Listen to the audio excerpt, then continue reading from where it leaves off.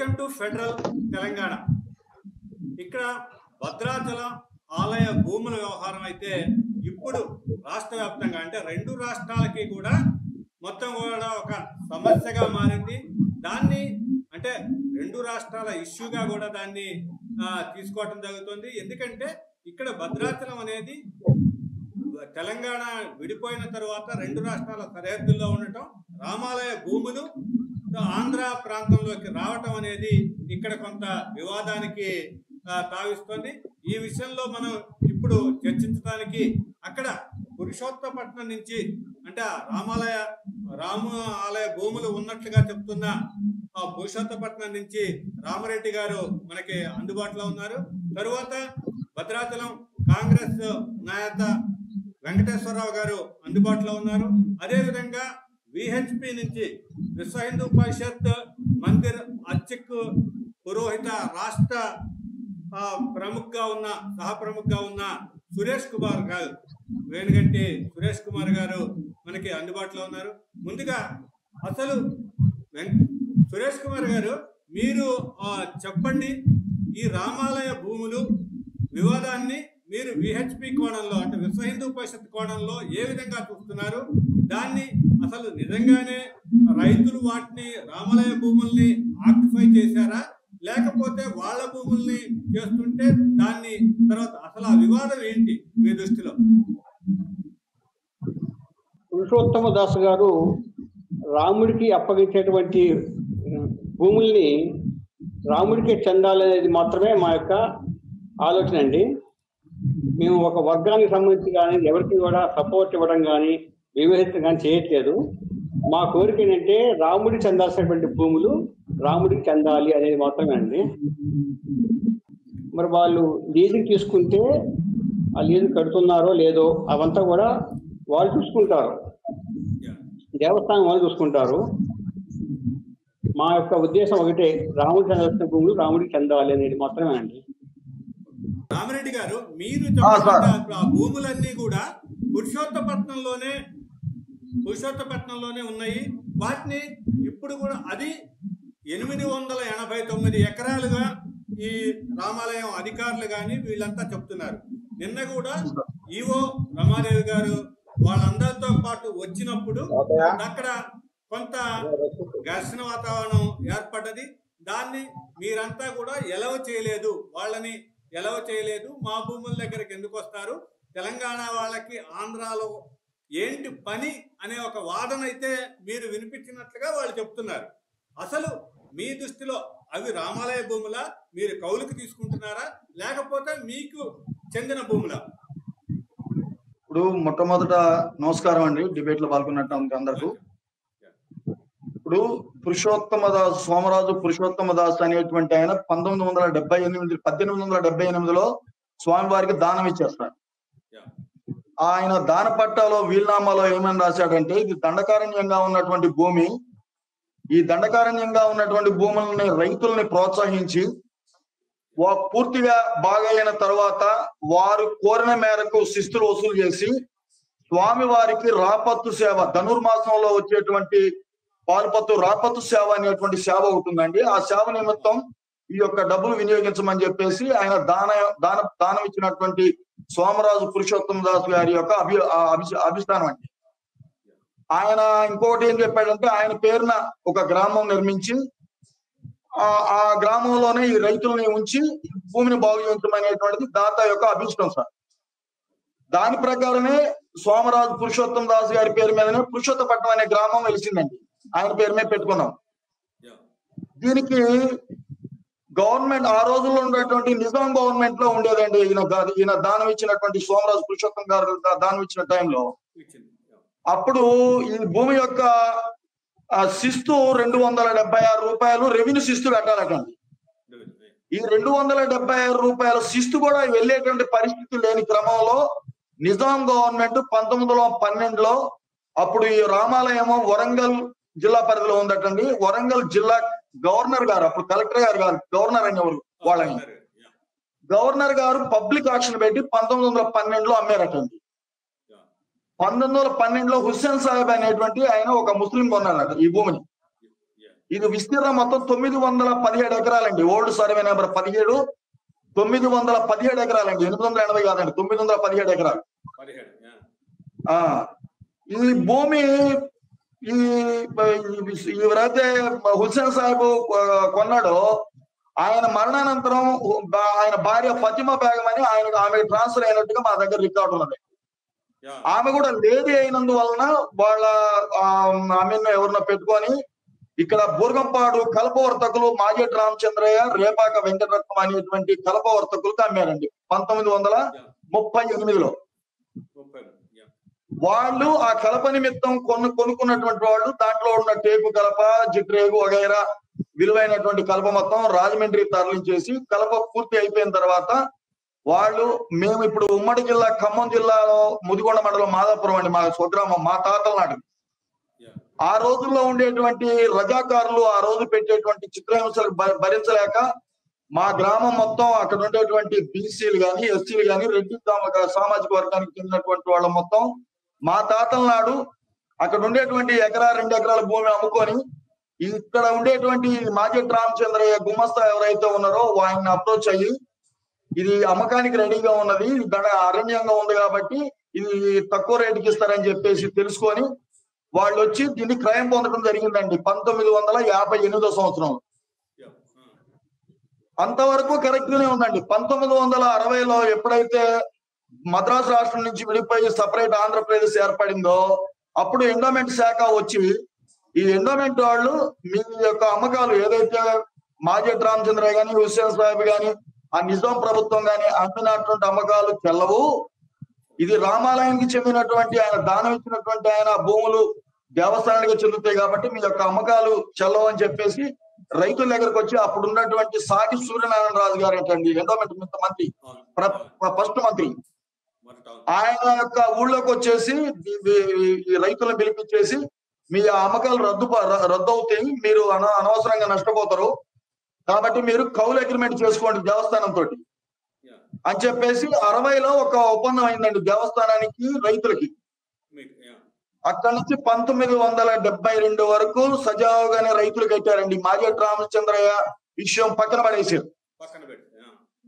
ఈయన ఏం చేశాడు, మాజేటి రామచంద్రయ్య నాకు డబ్బులు కడతామని అగ్రిమెంట్ అయ్యారు, 3 ఇన్స్టాల్మెంట్లుగా కొనుక్కున్నారండి మాజేటి రామచంద్రయ్య దగ్గర రైతులు. 2 వాయిదాలు కట్టారట. 3వ వాయిదా టైం అప్పటికి అబ్జెక్షన్ చేసితే వీళ్ళంతా మాజేటి రామచంద్రయ్య అప్పుడు భద్రాచలం కోర్టులో వేసి ఆయన డిగ్రీ తీసుకొచ్చాడటండి. నా ల్యాండ్ వాళ్ళు కొనుక్కొని నాకు 3వ ఇన్స్టాల్మెంట్ కట్టలేదు, తొలగిపోమని చెప్పేసి డిగ్రీ తీసుకొచ్చాడు మాజేటి రామచంద్రయ్య. మాజేటి రామచంద్రయ్య డిగ్రీ తోటి వీళ్ళు మళ్ళీ అయోమయంలో పడి దేవస్థానం వాళ్ళు మంత్రి గారు చెప్పారు, ఈ మాజేటి రామచంద్రయ్య ఏమో నాకు డబ్బులు కట్టలేదని చెప్పేసి ఏమో ఆయన డిగ్రీ తీసుకొచ్చాడని వీళ్ళందరూ రైతులందరూ కలిసి దేవస్థానం ఈవో దగ్గరికి వెళ్ళిపోయి ఏమిటండి మరి మీదా భూమి వాళ్ళదా, మా క్లారిటీ ఏమనంటే ఆయన అప్పుడున్న ఈవో గారు ఏదన్నా ఉంటే మీరు చూసుకోవాలి తప్ప నాకేం సంబంధం లేదు ఇది అని చెప్పేసి అప్పుడు తప్పుకున్నాడండి ఈవో గారు. అప్పుడు ఈ భూమి ఎవరిదని చెప్పేసి మా వాళ్ళు సివిల్ కోర్టులో సివిల్ షూట్ వేశారండి ఖమ్మంలో. ఆ సివిల్ షూట్ వీళ్ళు అప్పట్లో ఉండేటువంటి పేదరికమో ఏమో సివిల్ షూట్ స్టాంప్ డ్యూటీ కట్టక అది బెంచ్ మీదకి రాలేదండి, అది ఫెయిల్ అయిపోయింది. ఆ తర్వాత మాజేటి రామచంద్రయ్య గారు 2 దఫాలుగా రాజమండ్రి కోర్టు నుంచి డిగ్రీ తీసుకొచ్చి రాజమండ్రి కోర్టు జడ్జిమెంట్ కూడా మా దగ్గర ఉన్నాయండి, అది ఆయనకే చెందింది. ఆ అమ్మకం సమంజసమే, ఏది నిజాం గవర్నమెంట్ అమ్మినటువంటి అమ్మకం సజావే, మాజేటి రామచంద్రయ్యదే అబ్సల్యూట్ రైట్స్ కాబట్టి ఆయన మీరు కౌలు అతని దగ్గరికి మీరు క్రైమ్ తీసుకోవాలని రాజమండ్రి కోర్టు స్పష్టంగా జడ్జిమెంట్ ఇచ్చిందంటే అది మా దగ్గర ఉంది కాపీ. అప్పుడు మాజేటి రామచంద్రయ్య వానరు టెంపుల్ అనేటువంటి మీమాంసలో 72 నుంచి వీళ్ళు డబ్బులు కౌలు కట్టలేదండి దేవస్థానం. అప్పటి నుంచి 1998 వరకు వివిధ కోర్టులలో అసలు ఆ భూమి ఎవరిది అనేటువంటి ఒక క్లారిటీ రాలేదండి. 98లో ఎస్ఆర్ నాయక్ అనేటువంటి ఒక జడ్జి గారు తీర్పు ఏం చెప్పారంటే, మీరు కంటిన్యూటీ పొజిషన్ 8 years పొజిషన్ చూపించుకున్నట్లయితే ఇక్కడ 1/70 ఉంది, దీనికి 2/70 అనేటువంటిది నాన్ ట్రైబల్ కి అప్లై అయ్యేటువంటిది. 2/70 ఏం చెప్తుంది ఏజెన్సీలో అంటే 1962 నుంచి 70 వరకు ఎవరైతే పొజిషన్ లో కంటిన్యూటీ లీగల్ పొజిషన్ లో ఉన్నారో వాళ్ళకి పట్టా ఇవ్వమని చెప్పేసి 2/70 యాక్ట్ చెప్తుందండి. దాని ప్రకారంగా కోర్టుకు వెళ్తే కోర్టు ఏం చెప్పిందంటే మీరు లాఫుల్ పొజిషన్ మీరు చూపించుకోలేదు కాబట్టి మీకు పట్టా రైట్ ఇవ్వడానికి అర్హత లేదని, టెంపుల్ యొక్క ఏదైతే టెంపుల్ ల్యాండ్ కాబట్టి 2/70 అప్లై కాదని రైతులు టెంపుల్ అబ్జెక్షన్ చేసిందో అది వాళ్ళకి అప్లై కాదని చెప్పేసి ఈ యొక్క అబ్సల్యూట్ రైట్స్ ఓనర్స్ ఇచ్చింది అని చెప్పి 98లో జడ్జిమెంట్ ఇచ్చిండ్రండి. దాని ప్రకారంగా టెంపుల్ దా మాజెట్ రామచంద్ర మళ్ళీ మీమాంసలు పడి కొంతకాలం మళ్ళీ పెండింగ్ పడిందండి. 2008లో ఆజాద్ గారు ఒక ఈఓ గారు వచ్చారండి.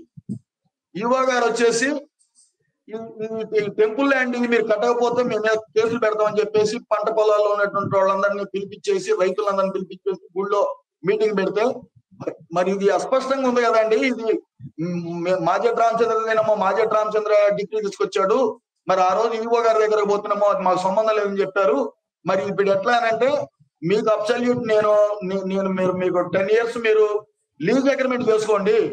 మీరు లీజ్ అగ్రిమెంట్ చేసుకుంటే మీకు రైట్స్ కల్పించేటువంటి గవర్నమెంట్ చూసేటువంటి బెనిఫిట్స్ మీకు కలుగు చేస్తామని చెప్తే అప్పటి నుంచి 2011 వరకు 6 సంవత్సరాలు ఒకేసారి కౌలు రైతులు గెలిచారండి 40 లక్షల రూపాయలు. ఆయన అగ్రిమెంట్ ఏంటంటే టెంపుల్ కానీ ఈఓ గారు ఆజాద్ గారి టైంలో ఆయన చెప్పింది ఏంటంటే ప్రతి 3 సంవత్సరాలకు ఒకసారి రెన్యువల్ చేసుకుందాం ఈ అమౌంట్ ఏది కౌలు పెంచే విధంగా. ఆ విధంగా మేము ఆ 3 సంవత్సరాలకి అగ్రిమెంట్ అని చెప్పిన తర్వాత ఈయన ట్రాన్స్ఫర్ అయిపోయాడు ఆజాద్ గారు. కొత్త ఈఓ రావడంతో ప్రతి సంవత్సరం కౌలు పెంచుతున్నారు. అదేంటంటే ప్రతి సంవత్సరం కౌలు పెంచడం ఏంటి, 3 సంవత్సరాలకు ఒకసారి కదా మనం మాట్లాడుకుంది అని అంటే, లేదండి ఇది 1 సంవత్సరం కాకండి నెక్స్ట్ ఇయర్ మీకు రిటర్న్ ఇస్తామని చెప్పేసి అట్లా జరుపుకుంటూ పోతూ మేము మొయ్యలేని అంత కౌలు పెంచేసరికి మా రైతులు మొత్తం ఇదేంటి అసలు వాళ్ళ కాని భూమి మాజెట్ రామచంద్ర దగ్గర మనం డబ్బులకి కొనుక్కున్నాము, వాళ్ళ కాని భూమికి ఏమో రైట్స్ కల్పిస్తానని చెప్పేమో ఈయన ట్రాన్స్ఫర్ అయిపోయాడు. ట్రాన్స్ఫర్ అయిపోయినటువంటి ఆయన 3 సంవత్సరాలకి అగ్రిమెంట్ అనో మన దగ్గర రిటర్న్ ఏం లేదు.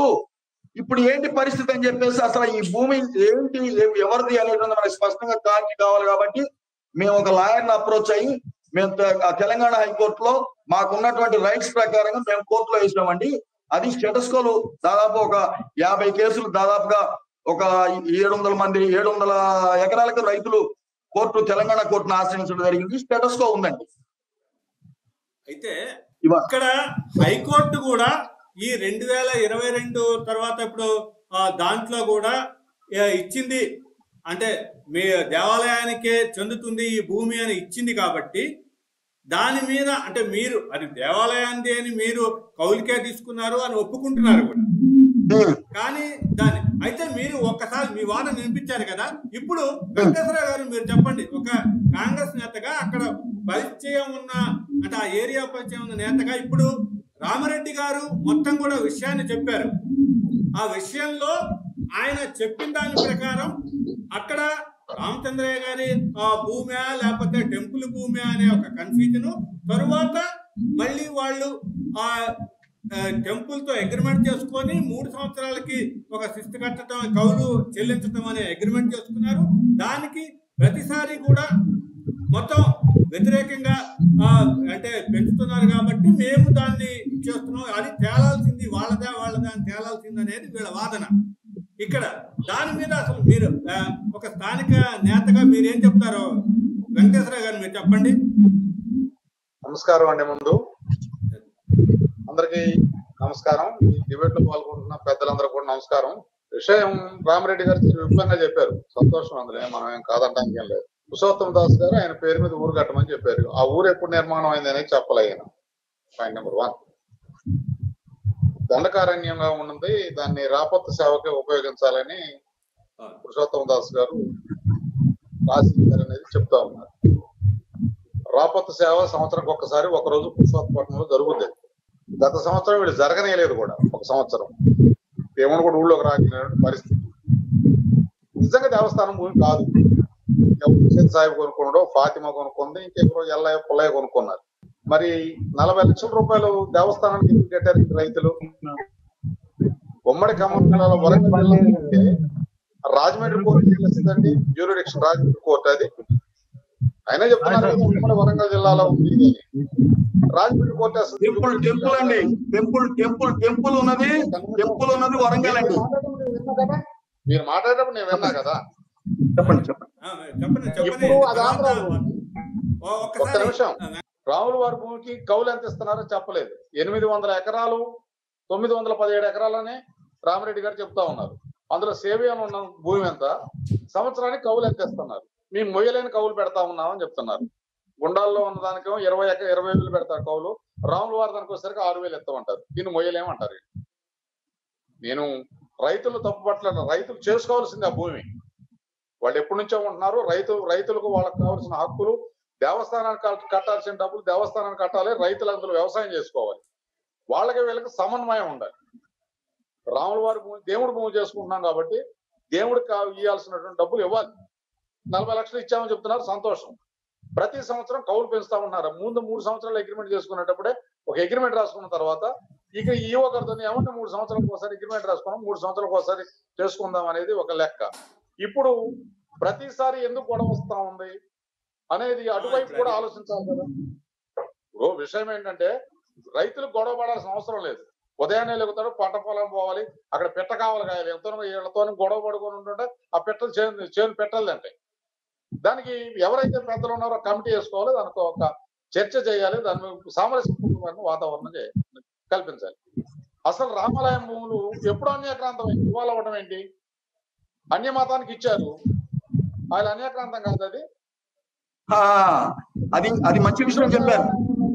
ఒక నిమిషం రాముడు గారు, హిందూ దేవాలయం ఉన్న భూమిని తీసుకెళ్ళి క్రిస్టియన్ మత సంస్థ కట్టబెట్టారు. ఎవరిచ్చారండి అది? అదొక పూర్వం. ఎవరిచ్చారు చెప్పండి. అది నేను మిమ్మల్ని ఒక్కళ్ళని అంటలేదండి, నేను జరిగింది చెప్తా ఉన్నా, వినాలి. అమ్మింది టెంపుల్, అమ్మింది టెంపుల్ అమ్మింది. ఇవాళ రామాలయం భూముల్లో సెంటెన్స్ స్కూల్ నడుస్తుంది, చర్చ నడుస్తా ఉంది. పక్కన సోదరులు విశ్వ హిందూ పరిషత్ వాళ్ళు ఉన్నారు, వాళ్ళు మాట్లాడాలి దీని మీద. మాట్లాడాలి. అదే మేము కోరుకునేది కూడా అదే. ఒక్క నిమిషం అంటే వారిని నేను రిక్వెస్ట్ చేస్తా ఉన్నా, వేరే కాదు. ఇప్పుడు వానర సేన ఇంకేదో పోయారు, కోర్టుకు పోయారు, మాకు ఆర్డర్ వచ్చిందని చెప్తా ఉన్నారు. మీరు కూడా టెంపుల్ వైపు నుంచి రామిరెడ్డి గారి లాగా విశ్లేషణ చేయగలిగిన వాళ్ళు ఇంకొకరిని తీసుకొని ఉంటే ఈ చర్చకు ఒక అర్థవంతమైనటువంటి పరిష్కారం దొరికేది. ఇప్పుడు ఆయన చెప్పినంత విపులంగా నేను చెప్పలేను. నేను ఎక్కడ 40 లక్షల రూపాయలు కట్టారు, ఎందుకు కట్టారు? రామాలయం భూమి కానప్పుడు ఎందుకు వస్తా ఉంది? మీరేమంటున్నారు? మీరెవరు మా ఆంధ్రాకి రావడానికి? మీకేం నేను అడుగుతా ఉన్నాను. అది జరిగింది. అది ఏం మీరెవరో మీరేదో కొత్తన్నారు ఆంధ్ర కంటే? ఏదైనా భారత పాకిస్తాన్ చూసించాము మనం. ఉదయం లేస్తే భద్రాచలం రావాలి, మీ ఎస్ఐ గారు రావాలి, మా ఆఫీసర్లు మీ దగ్గర రావద్దు అన్నప్పుడు మీ ఆఫీసర్లు కూడా మా దగ్గర రాకూడదు కదా? లేదండి, అట్లా అది అపార్థం అనకూడదు కదా? అనలేదండి, అది అపార్థం అండి. అది ఎవరైనా మనం అన్నదమ్ములుగా అనలేదు. ఆ మాట అసలు అనేది మాకెక్కడ ఉందండి? ఇండియా మొత్తం తిరగచ్చు. మనం ఇండియా ఏంటంటే గ్లోబల్ తిరుగుతున్నాం ఇవాళ. మనం రావద్దంటానికి మేమెవరం అసలు? నేను చెప్పేది ఒక మాట వినండి సార్.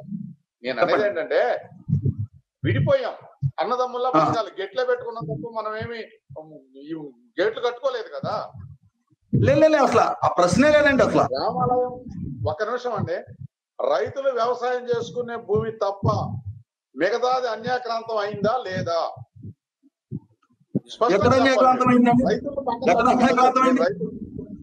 నేను రైతుల గురించి మాట్లాడలా. ఎవరైతే వ్యవసాయం చేసుకున్నారో, ఎవరైతే జామాయిలు వేసుకున్నారో, ఎవరు మిరప తోట వేసుకున్నారో, ఎవరు టమాటాలు పండించుకున్నారో ఆ రైతుల గురించి మాట్లాడలా. రాముల వారి భూమి, రోడ్డు పక్కన ఉన్న భూమి అన్యాక్రాంతంగా కొంతమంది అక్కడ షాపింగ్ కాంప్లెక్స్ కట్టేంత ప్రయత్నం చేశారా లేదా? అది ఒకటి వెంకటేశ్వర గారు, మీరు ఇందాక ఒక క్వశ్చన్ చేశారు. మీరు అక్కడ రామాలయం భూమిని ఏదైతే ఉందో అది ఇతర మతస్థులకి ఇచ్చింది ఎవరనేటువంటిది వారు చెప్పాలా, సురేష్ గారు చెప్పాలా.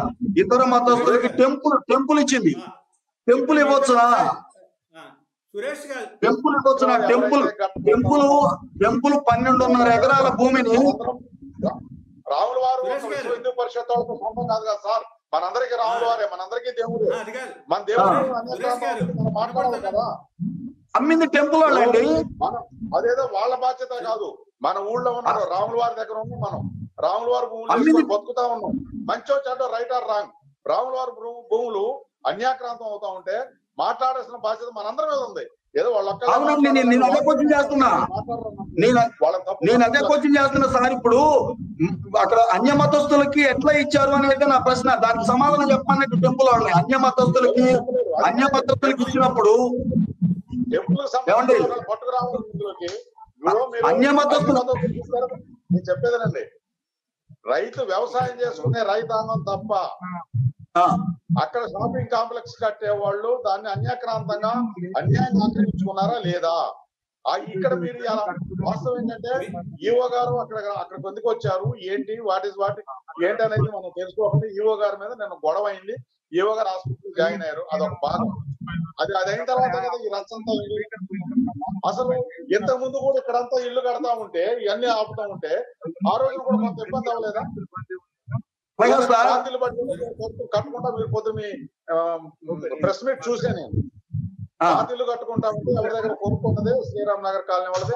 ఆ ఇల్లు కట్టుకుంటుంటే ఎప్పుడు 40 ఏళ్ల క్రితం ఇల్లు వచ్చి అక్కడ అడ్డగిచ్చింది కాబట్టి గొడవ అయిందని చెప్పి అన్నారు. సరే, దాని గురించి అది నిజంగా అక్కడ రావడం, నిజంగా అక్కడికి ఎవరికి చెప్పకుండా రావడం తప్పే అది.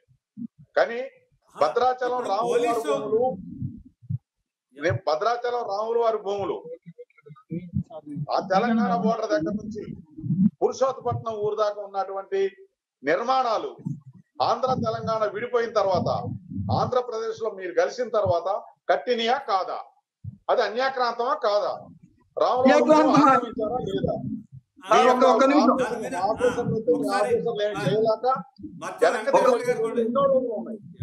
ఒక్క నిమిషం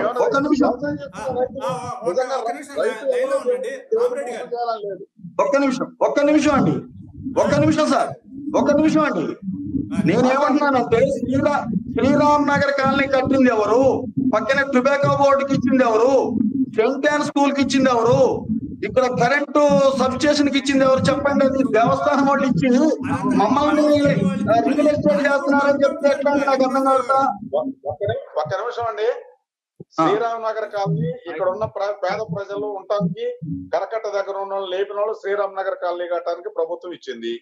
పేద ప్రజలు ఉంటున్నారు, అది సంతోషం. టొబాకో బోర్డు ఇక్కడ ఉన్నటువంటి 2 నియోజకవర్గాల్లో ఉన్నటువంటి రైతులు అమ్ముకోవడం కోసం టొబాకో బోర్డు ఇచ్చారు. అది రైతులకు ఉపయోగపడేది కాబట్టి ఇచ్చారు. ఇవాళ దాన్ని టొబాకో బోర్డు ఇవ్వడం వల్ల వరదలు వచ్చినప్పుడల్లా, ప్రతిసారి వరదలు వచ్చినప్పుడల్లా హెలిప్యాడ్ నిర్మించి మనందరిని రక్షించే దానికోసం ప్రయత్నం జరిగింది. తప్పు. సెయింట్ యాన్స్ కి ఎవరు ఇచ్చారు?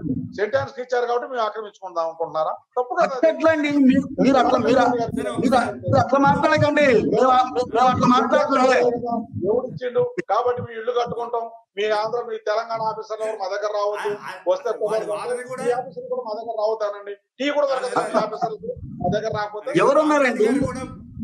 రామిరెడ్డి గారు మాట్లాడిన దాంట్లో కూడా అసలు మేము వాళ్ళు కూడా ఆలయ భూములే అంగీకరించే అక్కడ ఆలయానికి వాళ్ళు డబ్బులు కట్టారు అంటే 40 లక్షలు కొంత కట్టారు అంటేనే ఆలయ భూములు అని చెప్పినట్టే కదా. కదే ఇప్పుడు ఒకసారి లైన్ లో ఉండండి.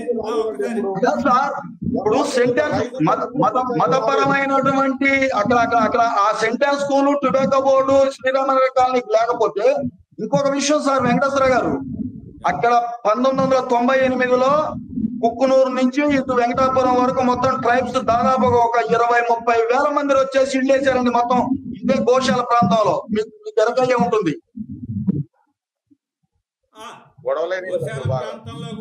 మొత్తం ఆక్యుపేషన్ చేశారు సార్. మొత్తం ట్రైబ్స్ వచ్చి మొత్తం ఒక 20-30 వేల కుటుంబాలు వచ్చేసి మొత్తం కంప్లీట్ ఆక్యుపేషన్ చేసేసారు.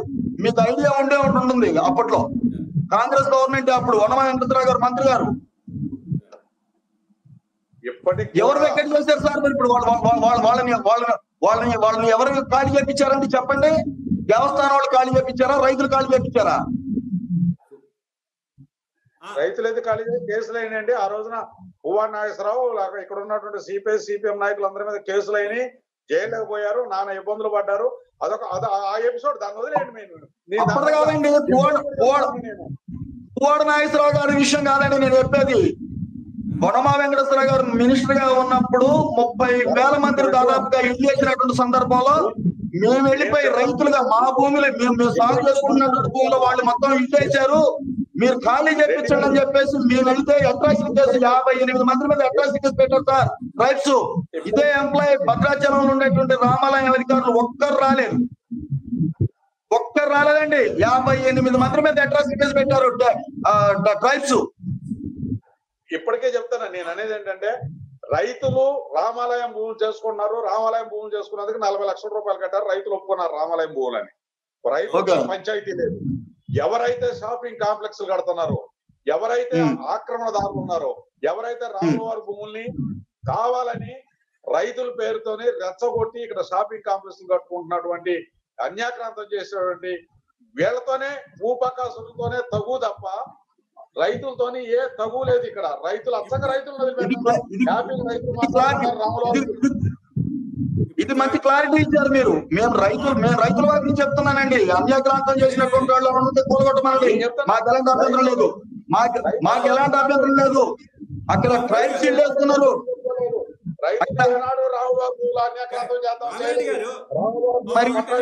మరి అన్యాయమే ఇప్పుడు గత 5 ఏళ్ల క్రితం ఎట్లా ఉండేది ఆ ప్రదేశం, ఇప్పుడు ఎలా ఉంది రెడ్డి గారు? రోజు మనం తిరుగుతాం కదా, మనం తిరగని రోడ్డు కాదు కదా, అవునా కదా? చెప్పండి మనం తిరగలేదు కదా. వెంకటేశ్వర గారు ఒకసారి ఆగండి. ఇప్పుడు నిన్న అసలు ఈవోను వీళ్ళంతా ఆలయ అధికారులు వచ్చినప్పుడు రైతులుగా మీరు ఎందుకు వాళ్ళని అంటే బెదిరించటమా లేకపోతే మీరు అడ్డుకోవటమా తోపులాట ఎందుకు జరిగింది? ఒక్క నిమిషం నాకు టైం ఇస్తే చెప్తా. చెప్పండి. నిన్న జరిగినటువంటి ఇన్సిడెంట్ అండి. నిన్న కాక మొన్న టెంపుల్ వాళ్ళు వచ్చారు. ఎక్కడికి? అక్కడ సెంటెన్స్ దగ్గర కాదండి, ఊర్లో నడి ఊర్లో మా గ్రామంలో పాత గ్రామంలో కట్టినటువంటి ఇల్లు ఒక పేదరాలు, ఆమెకి తాటాకులు పాకేసుకొని ఇల్లు కాలిపోయిందండి పోయిన ఎండాకాలం. ఇల్లు కాలిపోతే తాటాకుల పాకలో ఒక ముసలమ్మ వీడో అండి ఇద్దరే ఉండేది వాళ్ళు అక్కడ. ఆ ఇద్దరు ఎంఆర్ఓ గారి దగ్గరకు పోతే ఎంఆర్ఓ గారు పంచనామా చేసి 10,000 రూపాయలు గవర్నమెంట్ నుంచి ఇచ్చారు ఇల్లు కాలిన ఆవిడకి. నాకు ఇల్లు కాలిపోయిందయ్యా, నాకు నిల్వ నీడలేదు, నాది ఎప్పుడో మధ్యలోనండి, అది మళ్ళీ ఊరు చివర కాదండి, కొన్ని ఇళ్ళ మధ్యలో ఉంది ఆ ఇల్లు. పురుషోత్తపట్నం సెంటెన్స్ దగ్గర కాదు, పురుషోత్తపట్నం ఊర్లో. ఆమె వెళ్ళిపోయి ఐటీడీఏ పిఓ దగ్గరికి వెళ్ళిందండి. ఇదే ఈఓ మేడం గారి దగ్గరికి వెళ్ళారు. అమ్మ మేడం, నాది పాతిళ్ళు కాలిపోయింది, ఇట్లా ఒక చిన్న పాక ఉంటే కాలిపోయింది, నేను నిల్వ నీడలేదు, వచ్చేది వర్షాకాలం, నేను ఒక రేకుల షెడ్ వేసుకుంటున్నాను చెప్పేస్తే ఈమె ఎంఆర్ఓ గారి దగ్గర పంపింది. ఎటపాక ఎంఆర్ఓ గారి దగ్గర పోతే అది నాకెట్లా సంబంధం అమ్మా, టెంపుల్ వాళ్ళ ఈఓ గారు పర్మిషన్ చేయాలి కదా అని మళ్ళీ ఈఓ గారి దగ్గర పంపారు. మళ్ళీ ఈవిడ వెళ్ళిపోయి మళ్ళీ పిఓ దగ్గరికి వెళ్ళిపోయిందండి. ఒక ముసలాయమని పెట్టుకొని ఇంత నువ్వు రాటాంతం చేయాలంటే ఒక 2 గదులు ఇల్లు కట్టుకుంటుంది ఆమె. పాతిళ్ళు ఎప్పుడు 50 సంవత్సరాల క్రితం కట్టినటువంటి పాతిళ్ళు అండి. అది నడి ఊర్లో పురుషోత్తపట్నం గ్రామంలో నడి ఊర్లో అంత కాంప్లికేట్ చేయాల్సిన అవసరం ఉందండి ఈఓ గారికి. అట్లా కాదు, ఇక్కడ అంటే వాళ్ళు ఈఓ పర్మిషన్ ఇవ్వలేదు కదా. నేను అనేది పాతిళ్ళు సార్, అది మధ్యలో ఊరు సార్, నేను చెప్పేది పాత ఊరు నడి గ్రామంలో ఉంది. అవును, ఇప్పుడు పురుషోత్తపట్నం కట్టినటువంటి నడి గ్రామంలో ఉంది ఆ ఇల్లు. ల్యాండ్ అవటం లేక పర్మిషన్ కోసం వెళ్ళింది సార్. ఒకటి చెప్తానేంటండి, మేము గతంలో కలెక్టర్ గారి దగ్గరికి ఇదే గవర్నమెంట్ దగ్గరికి మేము వెళ్ళినప్పుడు రంపచోడవరంలో ఈఓ గారు, ఇక్కడ అర్చకులు మొత్తం రంపచోడవరం పాడేరు కలెక్టర్ గారి దగ్గర ఒక ఒప్పందం జరిగిందండి. ఆ ఒప్పందం ఏంటంటే, ఏదైనా పాతిళ్ళు కొత్త న్యూ కన్స్ట్రక్షన్ ఎవడ కట్టడానికి లేదు. ఓల్డ్ కన్స్ట్రక్షన్స్ ఏదైనా పాత ఊర్లో ఓల్డ్ కన్స్ట్రక్షన్ పడిపోయే స్టేజ్ లో ఉంటే మీరు ఫోటో తీసి ఈఓ గారికి లెటర్ పెట్టి వాళ్ళు వచ్చి చూసిన తర్వాత మీరు పునాదులు కలప దొరకని పరిస్థితిలో ఉంది కాబట్టి చిన్న పిల్లర్లు వేసుకొని బియ్యం పోసుకొని రేకుల షెడ్ మాత్రం వేసుకోవాలి, స్లాబ్ కాదు. ఇది స్పష్టంగా ఒప్పుకొని వచ్చిందండి ఈఓ గారి సమక్షంలో. ఈఓ గారు కూడా ఒప్పుకున్నారు ఆ రోజు.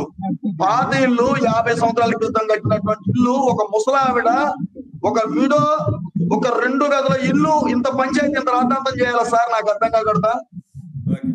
నువ్వు ఇదే రాద్ధాంతం ఇంత రాద్ధాంతం చేస్తున్నారు. మేము అదే ప్రశ్న వేస్తున్నాం. నువ్వు సెంట్రల్ స్కూల్ 12.5 ఎకరాలు దారదత్తం చేస్తే అన్యమతస్తులకి, వాళ్ళు బ్రహ్మాండమైనటువంటి కార్పొరేట్ కాలేజీ, ఒక కార్పొరేట్ సంస్థలు తలదనే విధంగా భద్రాచలం డివిజన్ లో లేదండి అటువంటి చర్చి కట్టారు. దానికి అర్చకులు ఏమనరు, పెద్దలు ఏమనరు, ఎవ్వరు ఏం మాట్లాడరండి. మేము పురుషోత్తపట్నంలో ఒకే ఒక చర్చి ఉన్నా సార్. పురుషోత్తపట్నంలో ఒకే ఒక చర్చి ఉంటే చర్చిని మూతపడేపించినాం. చూడండి, మేము ఏదో చెప్పుకుంటున్నాం అని కాదు. విఆర్పూర్ నుంచి విహెచ్పి వాళ్ళు, ఆమె పేరేదో ఉంది, మా మేడం వచ్చింది. మేడం చూపించిన మేము, అమ్మ చూడు అమ్మా, ఇక్కడ ఉన్న ఒకే ఒక చర్చి మేము మూలన పడేపించినాం. అక్కడ చర్చి మేము మా ఇష్టం లేకుండా కట్టారు, దాంట్లో ప్రార్థన లేదేం లేదు, మూతపడి ఉంది ఇప్పటికి కూడా. చెప్పండి దానికి. మొత్తం అంటే రామిరెడ్డి గారు మొత్తం కూడా అంటే రామిరెడ్డి గారు చెప్పారు, వెంకటేశ్వరరావు గారు కూడా వెంకటేశ్వరరావు గారు చెప్పారు. దీన్ని మొత్తం అసలు ఈ వివాదం పరిష్కారం ఇప్పుడు వాళ్ళు కూడా, రైతులు కూడా మేము లీజుకో తీసుకొని దాన్ని టెంపుల్ ల్యాండ్సే, వాటిని దాని యజమాన్య హక్కు ఎవరిది అనేది ఇంకా ఏదో కోర్టులో తేలాల్సిందా. మొత్తం మీద కోర్టులు కూడా ఈ టెంపుల్కే అని తేల్చినాయి కాబట్టి దాన్ని లీజుకి తీసుకొని మేము కూడా చేసుకుంటున్నాము. అయితే ఇక్కడ ఒక ముస్లిం సంస్థలకు కానీ వీటికి కానీ ఇచ్చినప్పుడు లేని అభ్యంతరం, అమ్మినప్పుడు అభ్యంతరం, రైతులు చేసుకున్న దాని మీద రగడెందుకు చేస్తున్నారు? ముఖ్యంగా ఈ పురుషోత్తపట్నంలో ఒక ఇంటి విషయంలో ఒక ఏమీ లేని ఒక అనాథ ఉన్న వాళ్ళు ఇల్లు కూలిపోతే దాన్ని కట్టుకునే విషయంలో అభ్యంతరం చెప్పారు, తిప్పుకుంటున్నారు కాబట్టి అక్కడ గొడవలు అవుతున్నాయి అనేది వాళ్ళ రైతుల పక్షాన రామిరెడ్డి గారు చూపిస్తున్న వాదన. ఇప్పుడు ఒక సిపిఎం పార్టీ నేతగా మీరు ఈ విషయాన్ని రెండు రాష్ట్రాల సమస్యగా చూస్తున్నారా, లేకపోతే ఈ రైతులు లేక టెంపుల్ సమస్యగా చూస్తున్నారా? చెప్పండి మీరు, రామిరెడ్డి గారు మీరు చెప్పండి. ఇప్పుడు దాన్ని ఇప్పుడు మొత్తం కూడా అంటే ఇప్పుడు రాజశేఖర్ గారు ఒక్క నిమిషం చెప్పండి. రెడ్డి గారు ఒక్క నిమిషం. ఇప్పుడు వీళ్ళు ఏమంటారు, దేవస్థానం వాళ్ళు ఆన్లైన్ లో మేము ఉన్నాం, రాముల వారి పట్టా పాస్ బుక్లు ఉన్నాయి, తర్వాత జాయిన్ అవుతాం. ఒక్క నిమిషం.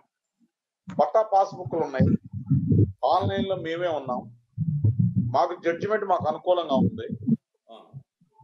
నేనేమంటానంటే రైతులతో సమస్య లేదని మొదటి నుంచి చెప్తా ఉన్నాం. రామిరెడ్డి గారు కూడా ఒక రకంగా నా వాదంతో ఏకీభించినట్టు. రైతులు ఎవరు ఈ సమస్య పట్ల ఏమనుకుంటున్నారంటే, రైతులు ఏదో ఒక పరిష్కారం దొరికితే బాగు, మనకి రోజు రోజుకి వ్యవసాయం చేసే పరిస్థితి లేకపోతా ఉంది, ఏదో ఒక సమస్యకి పరిష్కారం ఎవరు చూపిస్తారా, రాములు వారు చూపిస్తారా, లేకపోతే అక్కడ ఉన్నటువంటి రాజకీయ నాయకులు చూపిస్తారా అనేది రైతులు ఆశగా ఎదురు చూస్తా ఉన్నారు. ఇది నిజం, వాస్తవం. రోజు ఎవరు పడాలి ఈ పంచాయతీ? ఎన్ని సంవత్సరాలు సార్, ఎన్ని సంవత్సరాలు? ఇవాళ ఉన్న రైతు పరిస్థితి అగమ్యకు వచ్చింది. పంట పండించుకుంటానికి ఒక తలగా నొప్పి, పండించుకున్న తర్వాత ఇంట్లో తెచ్చుకోవాలా కొత్త దారాదో తెలియని పరిస్థితి, ఇంట్లోకి వచ్చిన తర్వాత అమ్ముకున్నాక ఒక దరిద్రం, అసలు ఏం చేయాలో తెలియని పరిస్థితి. ఒక విషయం వెంకటేశ్వర గారు, ఇంకొక మెయిన్ ప్రాబ్లం ఎక్కడ వస్తుందంటే, మేము పంట పండించినటువంటి పంట, ఈ పంట రాముల వారి పేరు మీద ఉందని వాళ్ళు చెప్తున్నారు. మేము పంట పండించినటువంటి పంట అమ్ముకోవాలంటే ఏ పట్టాదారు పాస్ పుస్తకం ఉన్నటువంటి ఆయన పేరు మీద మేము ఆ పంట అమ్ముకోవాలా? అట్లా అమ్ముకొని ఆయన బ్యాంకు ఖాతాలకు కలిసి నష్టపోయిన సందర్భాలు ఉన్నాయి సార్. మేము నేను అక్కడికే వస్తాను, నన్ను మీరు కంప్లీట్ చేయలేదు. చెప్పండి. విషయం ఏంటంటే, ఐటీసీ వాళ్ళకి వీళ్ళు జామాయిల కర్ర అమ్ముతారు, పట్టా పాస్ బుక్ చూపించాలి. పోయి కొండాలో తెలిసిన వాళ్ళని పట్టుకొని, అరే బాబు మీ పేరు మీద అమ్ముకుంటా అని చెప్పి అమ్ముకునే పరిస్థితి ఉంది. ఆథరైజ్డ్ లీజ్ అగ్రిమెంట్ లేవు. లీజ్ అగ్రిమెంట్ ఎప్పుడో జరిగిన లీజ్ అగ్రిమెంట్ నే మార్చుకుంటే దాన్ని పెంచుకుంటూ రావాల్సినటువంటి పరిస్థితి.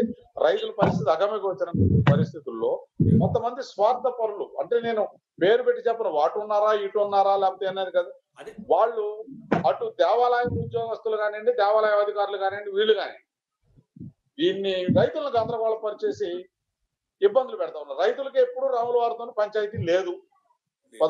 పాయింట్ నెంబర్ 1, ఎవరైతే భూ ఆక్రమణదారులు ఉన్నారో వాళ్ళతోనే వచ్చిన చికాకు, వాళ్ళు రైతులను అడ్డం పెడుతున్నారు. ఇది వాస్తవం. ఇది ఇప్పుడు వాస్తవం. ఇప్పుడు మా కామ్రేడ్ లైవ్ వచ్చినట్టున్నారు, సిగ్నల్ లోకి వచ్చినట్టున్నారు. దీన్ని విశ్లేషణ చేయాలంటే ఏదైనా చేస్తే ఇట్లాంటి రైతుల పక్షాన లేకపోతే ఇంకేదో చేసేటువంటి పోరాటాలు చేసేటువంటి ప్రయత్నం చేయాలి తప్ప ఇది ఎవడో వచ్చి చేతనం అనుకునేది రైతులు కూడా ఇలా సంఘటితంగా లేకుండా పోయారు. రైతులు ఎవరెడ్డి పిలుస్తున్నారో తెలియని పరిస్థితుల్లో ఉన్నారు. రామిరెడ్డి గారు లాంటి వాళ్ళు ఒక్కలే పోరాటం చేస్తే అయ్యేది కూడా కాదు. ఇవాళ ఆయన ప్రెస్ మీట్ లో మాట్లాడి చూశానే. విషయం ఏంటంటే ఆంధ్రాలో కూడా ఇది రాజకీయ రంగు పులుముకునేటువంటి పరిస్థితి కనపడింది ఇవాళ ఆయన ప్రెస్ మీట్ చూసిన తర్వాత. ఇప్పుడు దీన్ని అక్కడ రాజకీయ రంగు పులుముకుంది ఆంధ్రాలో. ఇప్పుడు విభజన జరిగిన తరువాత కానీ అక్కడ ఉన్న పోలీసు కూడా మాకు చెప్పలేదంటుంది. మీ ఇక్కడ లెటర్ ఇచ్చిన రోజులు కూడా పోలీసులు రాని రోజులు ఉన్నాయి అక్కడికి. ఇప్పుడు వీళ్ళు లెటర్ ఇచ్చి మేము పొలం చోటకెళ్తున్నా మీరు రమ్మంటే కూడా 2 కానిస్టేబుల్ పంపించిన రోజులు ఉన్నాయి. మేము ఒకటే సార్ మేము చెప్తుంది ఏంటంటే మేము రైతుల పక్షాన సార్ మీరు చెప్పినప్పుడు ఒకటి రైతుల పక్షాన మేము చెప్పాల్సి వస్తే ఆ రోజు సున్నారాజయ్య గారు ఎమ్మెల్యే గారు ఉన్నప్పుడు తుమ్మల నాగేశ్వరరావు గారు జిల్లా మంత్రి గారు మన ఖమ్మం జిల్లా మంత్రి గారు ఉన్నప్పుడు పురుషోత్తపట్నం గ్రామం వచ్చేసి 2005లో 4 కేటగిరీలు విభజించి మీరు కొనుక్కున్నటువంటి మాట యథార్థం. కానీ ఇప్పుడు రాముల వారికి కూడా ఆదాయం రావాలా, ఈ రేటు వాల్యూ పెరిగింది కాబట్టి మీరు సహకరించండి 4 కేటగిరీలు చేస్తామని చెప్పేసి ఆ రోజు జాయింట్ కలెక్టర్ గారు ఖమ్మం జాయింట్ కలెక్టర్ గారు 4 నెలల పాటు భద్రాచలంలో మకాన్ చేసి 4 కేటగిరీలు చేసి రేటు తెలిసి ఎండోమెంట్ కమిషనర్ పురుషోత్తపట్నం వచ్చి దీన్ని అమ్మడానికి నా దగ్గర రికార్డు ఉందండి. ఇప్పుడు ప్రజెంట్ తెలంగాణ కమిషనరేట్ లో పెండింగ్ ఉంది ఆ ఫైల్. ఇంకా అది కాదు అవునని పెట్టలే, రేట్లు తెలిచారు సార్. ఆ రేట్లు కూడా ఇంప్లిమెంట్ చేయట్లేదు. ఇంకా దానివల్ల రేట్లు ఇంప్లిమెంట్ చేయకపోవడం వల్ల ఇటు లీజ్ అగ్రిమెంట్ చేయట్లే. లీజ్ అగ్రిమెంట్ అన్నా చేస్తే కనీసం ఈ రేట్లు చేయలేదాకా వ్యవసాయం ఏదైతుందో మేము డైరెక్ట్ గా మార్కెట్ యార్డ్ లో అమ్ముకోవడానికో లేదా ఐటీ చోట్ల డైరెక్ట్ గా మా పేరుని అమ్ముకోవడానికో గవర్నమెంట్ నుంచి వచ్చే ఇన్పుట్ సబ్సిడీ ఏదైనా ఉంటే ఇన్పుట్ సబ్సిడీ ఏదో రైతు బంధువు డబ్బులు వేస్తుంది, ఆంధ్ర గవర్నమెంట్ డబ్బులు వేస్తుంది. ₹1 రైతుకు వచ్చేది. నువ్వు అగ్రికల్చర్ పర్పస్ డెవలప్మెంట్ చేయాలంటే ఒక బోర్ వేసుకోవడానికి కరెంట్ మీటర్ పెట్టడానికి నువ్వు అడ్డు పెడుతున్నావు.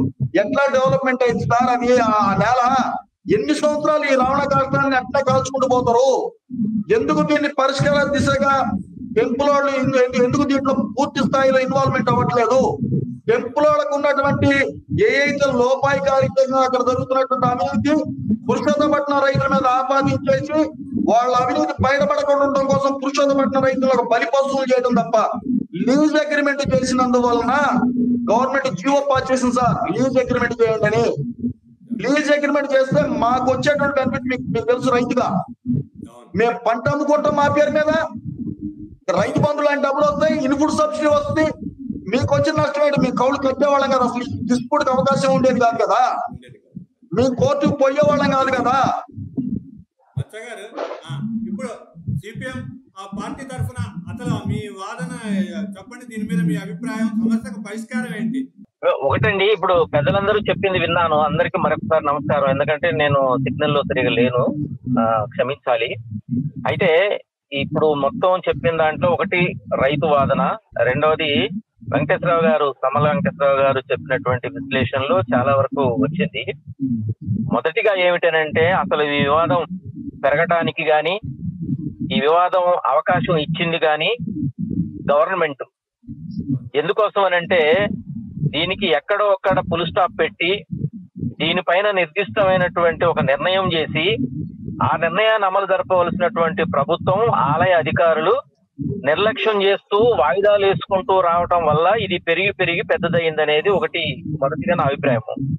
ఇక రెండవది ఏంటంటే ఇది హిస్టారికల్ గా మనం చూసినప్పుడు రామిరెడ్డి గారు చాలా విషయాలు చెప్పారు. వారు ఏ సంవత్సరంలో ఏం జరిగింది, కోర్ట్స్ ఇతర లాకు సంబంధించిన అన్ని విషయాలు చెప్పారు వారు. అయితే ఇక్కడ రైతాంగానికి ప్రారంభం నుండి ఇది లీజుకి ఇచ్చిన మాట నిజం. రైతాంగం వాళ్ళు సాగు చేసుకొని వాళ్ళు శిస్తు చెల్లించి ఆ శిస్తులో కొన్ని వ్యత్యాసాలు ఉన్నాయి. వాస్తవంగా శిస్తు పెంచవలసినటువంటి అవసరం ఉంది. దానికి అనుగుణంగా రైతులు కూడా బహుశా సిద్ధంగా ఉండొచ్చు. రైతులు వ్యవసాయం చేసుకున్నందువల్ల ఈ వివాదాలు రావట్లేదు. ఇది దురాక్రమణలు జరిగి ఇప్పుడు వారన్నట్టు అన్య మతాల ఇంకొకటాని కాదు, కానీ ప్రైవేటు వ్యక్తులు కూడా దీనిపైన కన్ను వేసి ఏదో రకంగా దీని ఆక్రమణకు పూనుకుంటున్నారు. ఇది కోట్ల రూపాయల విలువలు చేసేటటువంటి ఆస్తి కాబట్టి దీనిపైన ఎక్కువ మంది కన్ను వేసి దీన్ని కబ్జా చేయడానికి ప్రయత్నం చేస్తున్నారు.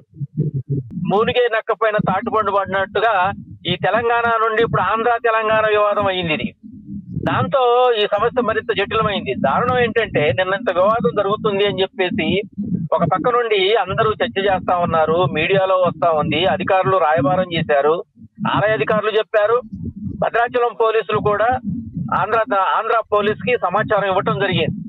కానిస్టేబుల్స్ ని పంపించటం అని అంటే ఎంత నిర్లక్ష్యమో చూడండి. కాబట్టి మేము కోరేది ఏమిటంటే ఇప్పటికైనా దీనికి ఫుల్ స్టాప్ పెట్టాలి అనుకున్నప్పుడు ఈ ఆక్రమణలు ఏవైతే జరిగినాయో దురాక్రమణలు కూడా అనొచ్చు. ఈ ఆక్రమణన్నిటికీ అడ్డుకట్ట వేస్తూ ఒరిజినల్ గా ఎవరైతే రైతులు ప్రారంభం నుండి ఈ భూమి సాగు చేసుకొని వ్యవసాయం చేసుకొని వారు ఏదైతే అద్దె లీజు చెల్లిస్తున్నారో ఆ లీజు సరిపోకపోతే దాన్ని రివైజ్ చేయండి, దానికేమి ఇబ్బంది కాదు. కానీ రైతాంగానికి పక్కన అది చేయటం వల్ల అది ఎవరికి అభ్యంతరం ఉండదు. ఎందుకంటే ఇప్పుడు రైతులు వచ్చి దూరి ఇప్పుడేదో లాక్కొని చేసేది కాదు, ఇది అనాదిగా వస్తుంది. కాబట్టి రైతాంగం యొక్క ప్రయోజనాన్ని ఇవాళ రైతు పరిస్థితి కూడా బాగులేదు, వెంకటేశ్వరరావు గారు చెప్పారు. అందుకోసం ఏంటంటే ఇప్పటికైనా ఆలయ అధికారులు కానీ ముఖ్యంగా ప్రభుత్వం, ఇది ఇప్పుడు రెండు ప్రభుత్వాల వివాదంగా ముందుకొచ్చింది కాబట్టి రెండు ప్రభుత్వాలు కూర్చొని చర్చించుకొని భద్రాద్రి రాముడికి సంబంధించినటువంటి భూములు ఈ అడ్మినిస్ట్రేషన్ తెలంగాణ గవర్నమెంట్ భద్రాచలం ఆలయ కమిటీ చూడాలా, లేదు ఆంధ్రప్రదేశ్ గవర్నమెంట్ యొక్క పర్యవేక్షణలో భద్రాచలం ఆలయ అధికారులు చూడాలా, అసలు ఎవరు చూడాలా అనే దాని మీద ఒక క్లారిటీ వస్తే ఆ క్లారిటీ ప్రకారంగా నిర్ణయం జరిగి రైతులకు మాత్రం ఈ భూమిని ఖచ్చితంగా వాళ్ళు ఇప్పటికి చేస్తున్నారు, వాళ్ళకే ఇవ్వటం న్యాయం. ఆ ఎంక్రోచ్మెంట్ ఏదైతే జరిగిందో అవి మొత్తం కూడా హ్యాండ్ ఓవర్ చేసుకొని ఖచ్చితంగా ప్రభుత్వ ఆధీనంలో ఉంటే కనుక ఈ వివాదాలు సద్దుమణిగేటువంటి అవకాశం ఉంటుందనేది నా అభిప్రాయం. వెంకటేశ్వర గారు మీరు చెప్పండి, ఇప్పుడు సిపిఎం పక్షాన కరెక్ట్ గా దాన్ని ఒక ప్రభుత్వాలు జోక్యం చేసుకొని రెండు కూడా రైతులకు న్యాయం జరిగేలాగా దాని సమస్యకు పరిష్కారం తేవాలి అనేది మచ్చ గారు చెప్పిన మాట. అదే జరగాల్సింది కూడా, ఎందుకంటే రైతు నష్టపోతున్నాడు. కానీ మీరు ఒక పాయింట్ ని క్లియర్ గా చెప్పారు, అన్య మతస్థులకి దేవాలయ భూములను ఆక్యుపై చేసినా కూడా అమ్మటం అనేది తప్పు. తర్వాత వాళ్ళ సైడ్ నుంచి తర్వాత ఆక్రమణలు కూడా జరుగుతున్నాయి. ఆ పరంగా ఇంకెలాంటి చర్యలు తీసుకోవాలంటారు? వెంకటేశ్వర గారు మీరు చెప్పండి. ఒక విషయం మత్సా గారు చెప్పిన దాంతో 100% మనం ఏకీవించాల్సిందే. రైతుల్ని ఇబ్బంది పెట్టాల్సింది లేదు. మనం ఇక్కడ రైతులు కూడా దేవస్థానం అధికారులను ఇబ్బంది పెట్టే పరిస్థితి లేదు. వాస్తవంగా అనాదిగా ఇప్పుడు ఇవాళ చేసేది కదా, రామరెడ్డి గారు చెప్పినప్పుడు స్వతంత్రానికి పూర్వం దండకారణ్యం ఉన్నప్పుడు ఎక్కడో ఉన్నప్పుడు ఏదో పురుషోత్తమ దాస్ గారితో దగ్గర నుండి ఇవాళ ఉన్నటువంటి మన రామరెడ్డి గారి వరకు, అంటే మన ముందున్నారు అనుకుంటున్నాం, సారీ అన్నిదా భావించవద్దు, రామరెడ్డి గారు వాళ్ళ ప్రతినిధిగా మాట్లాడుతున్నారు అనేది భావించవద్దు. ఇప్పటి వరకు కూడా ఇది నడుస్తా ఉంది. రైతాంగం అంటే ఇక్కడ భూములను నమ్ముకొని అక్కడ వాళ్ళ తాత ముత్తాత నుంచి ఎక్కడి నుంచో పూర్వీకులు వాళ్ళ కొన్ని వందల సంవత్సరాల నుంచి అక్కడ జీవితం గడిపి ఆ జీవితాన్ని వదిలేసి ఇక్కడికి వచ్చారు. వాస్తవంగా ఊరిని వదిలేసి వచ్చారు. రైతులు చేసుకున్నారు సార్, కౌలుకు చేస్తున్నారా కొన్నారా అనేది కాదు. ఈ రైతులతో వివాదం లేదు. ఇంకొకటి ఏంటంటే ఈ మధ్యకాలంలో ఏదో 5 గ్రామ పంచాయతీలు తెలంగాణకి ఇవ్వాలి అనేది ఒక వాదన చూపిస్తా ఉన్నాం. అందరూ అన్ని రాజకీయ పార్టీలు అంటా ఉన్నాయి. ఇంత జరగడానికి పోలవరం దానికి కూడా ఆలయ భూములు ఉండటం వల్ల ఈ 5 గ్రామాలని కలపాలంటున్నారు. అది ఆశ్చర్యం సార్. ఇప్పుడు అది సార్ వెంకటేశ్వర గారు 5 గ్రామ పంచాయతీలు కలపకపోతే భద్రాచలం పట్టణానికి కానీ భద్రాచలం నియోజకవర్గానికి కానీ మనుగడ లేదు. అందరూ ఒప్పుకోవాల్సింది ఇది. ఎందుకంటే ఇవాళ ఒక స్కూల్ కడదామంటే స్కూల్ శాంక్షన్ చేద్దామంటే కడదామంటే ప్లేస్, లేకపోతే ఇంకేదన్నా ఇవాళ PG centre medical PG centre వచ్చింది అంటున్నారు భద్రాచలం, పెద్ద హాస్పిటల్ కట్టాలి, తెలియని పరిస్థితి. అక్కడున్న ప్రజానీకం తెలంగాణ కలవడానికి ఇష్టంగానే ఉన్నారు. 100%. 20% మంది ఈ దురాక్రమణదారులు ఎవరైతే ఉన్నారో కేవలం చెప్తా ఉన్నా నేను స్పష్టంగా, ఇది ఒక 3-4 వ్యక్తులు ఆడించేటువంటి ఒక పెద్ద నాటకం. ఇది ఆ ముగ్గురు నలుగురు వ్యక్తులు రామిరెడ్డి గారికి తెలుసు, నాకు తెలిసిన సంస్కారం కాదు. ముగ్గురు నలుగురు ఉన్నారు సార్. ఇంకొక విషయం సార్, నేను చెప్తాను సరే. 10 ఆంధ్ర తెలంగాణ విడిపోక ముందు ఉన్నటువంటి భద్రాచలం బోర్డర్ దగ్గర నుంచి పురుషోత్తపట్నం వరకు ఉన్నటువంటి రోడ్డుకి ఇరువైపులో ఉన్నటువంటి ఆ రోజు పరిస్థితి ఏంటి, ఈ రోజు పరిస్థితి ఏంటి, ఎవడెవడు ఎన్ని బిల్డింగ్లు కట్టిండు, అక్కడ ఎవరెవరు ఎంత దురాక్రమణ చేశారన్నది అందరికీ తెలుసు. వాళ్ళ ముందు పురుషోత్తపట్నం వాళ్ళ ముందు అవన్నీ పీకేమనండి, రారు. ఎందుకంటే రైతులు కదా, వాళ్ళకి ఏం పని. మళ్ళీ పోయి మన కేసులు ఇరుక్కుంటాం. ఇక్కడ ఉన్న రాజకీయ పలుకుబడుతోని ఆంధ్రాలో మన మీద కేసులు పెడతారేమో. మేము మచ్చగారు అన్నాడు, ఇద్దరు కానిస్టేబుల్ పంపుతారండి. ఇద్దరు కానిస్టేబుల్ పంపేది చెప్పలేదంటున్నారు.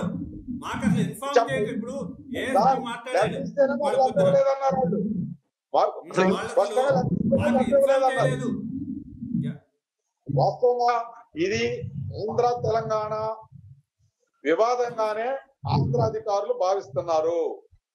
ఆంధ్ర అధికారులు అంటే ఏ అధికారులు, పైన ఉన్నటువంటి కలెక్టర్ గారు, సబ్ కలెక్టర్ గారు, పిఓ గారు భావించట్లేదు. ఇక్కడ స్థానికంగా ఉన్నటువంటి ఎవరైతే మండల స్థాయిలో ఉన్న అధికారులు ఉన్నారో, ఇది ఆంధ్ర తెలంగాణ పంచాయతీ, మనకెందుకు ఆంధ్ర ఈవో వస్తే మనం ఎందుకు సెక్యూరిటీ ఇవ్వాలి, ఒక ఇద్దరు కానిస్టేబుల్ పంపిద్దామే, మునిగిపోయిందే ఉంది అనే ఫీలింగ్ లో పోలీసు ఉంది. రెవెన్యూ వాళ్ళు అలాగనే ఉన్నారు, పంచాయతీరాజ్ వాళ్ళు అలాగనే ఉన్నారు.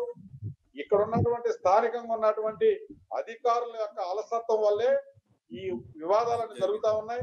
రైతాంగంతో దేవస్థానానికి ఏ పేచీ లేదు, దేవస్థానం వాళ్ళతో రైతాంగానికి ఏ పేచీ లేదు.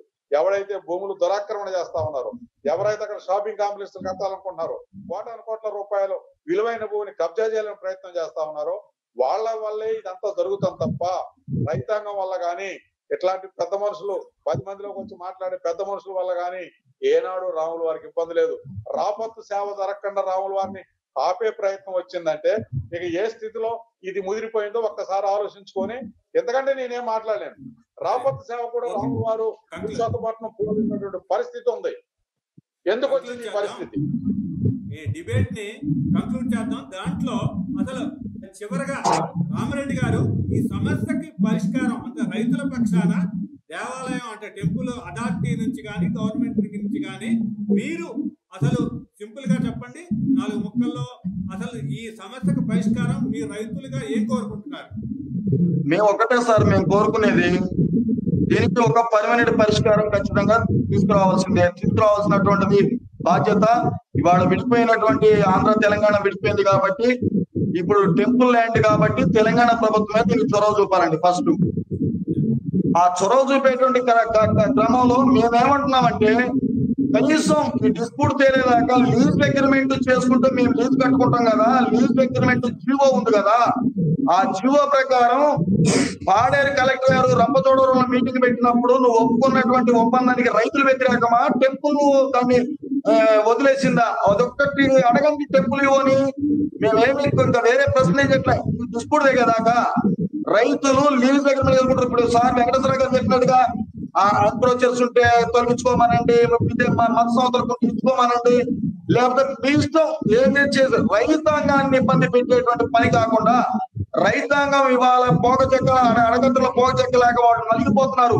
ఇరిగేషన్ ఫెసిలిటీ లేదు, వాళ్ళు పండినటువంటి పంట ఏరియాకి గవర్నమెంట్ అమ్ముకోవాలంటే లేదు, ఒక మందు కట్ట తెచ్చుకోవాలంటే యూరియా కట్ట ఇవ్వట్లేదు సార్. ఇవాళ మాకు భద్రాచలంలో యూరియా కట్ట పోతే మేము నెల్లిపాక తోటపల్లి పోవాల్సి వస్తా ఉంది.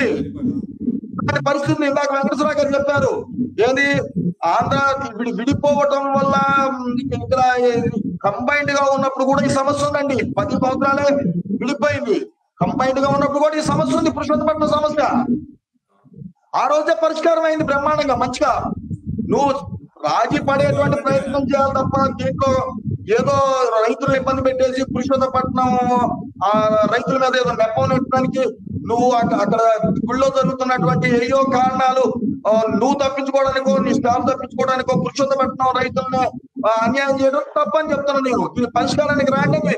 అనేక సందర్భాల్లో మేము పత్రికా ముఖంగా చెప్పాము. మేము రండి, ఫస్ట్ లీజ్ అగ్రిమెంట్ చేసుకోండి. లీజ్ అగ్రిమెంట్ మీరు లీజ్ అగ్రిమెంట్ చేస్తే మేము లీజ్ కట్టడానికి కలెక్టర్ దగ్గర ఉన్న ఒప్పందం మా దగ్గర ఉన్న మినిస్టర్ ప్రకారంగా ఎవరు దాన్ని చొరవ చూపుతారో చూపండి, మేము రెడీ. థ్యాంక్ యూ అండి. మీ అందరూ కూడా ఇప్పుడు రామాలయ భూములు ఇది రామాలయానికి చెందిన భూములే అనే రైతుల పక్షాన కూడా ఒప్పుకుంటున్నారు. కాకపోతే ఆ లీజ్ ఉన్న అగ్రిమెంట్ ని కూడా పక్కాగా లీజ్ అగ్రిమెంట్ చేస్తే అటు రైతులకు కూడా వాళ్ళ లబ్ధి పొందటానికి కానీ, అటు రైతు బంధు లాంటివి ఇలాంటివి రావటానికి కానీ, లేకపోతే మిగతా యూరియా లాంటివి తెచ్చుకోవటానికి కానీ, పంటను అమ్ముకోవటానికి కూడా ఉపయోగపడుతుంది అనేది స్పష్టంగా వాళ్ళు చెప్తున్నారు. ఏదైనా సరే ఇరు రాష్ట్రాల అధికారులు, ఇటు రామాలయం ఎండోమెంట్, దేవస్థానం బోర్డు ఇదంతా కూడా పూర్తి స్థాయిలో రైతుల సమస్యగా దాన్ని తీసుకొని మొత్తం కూడా భూముల వ్యవహారాన్ని ఒక కొలిక్కి తేవాల్సిన అవసరం ఉంది. ఈ డిబేట్ లో పాల్గొన్న అందరికీ కూడా ధన్యవాదాలు. చక్కగా కూడా అంతా కూడా పూర్తి స్థాయిలో ఈ చైతన్యం అంతా కూడా చెప్పడం జరిగింది. థ్యాంక్ యూ అండి.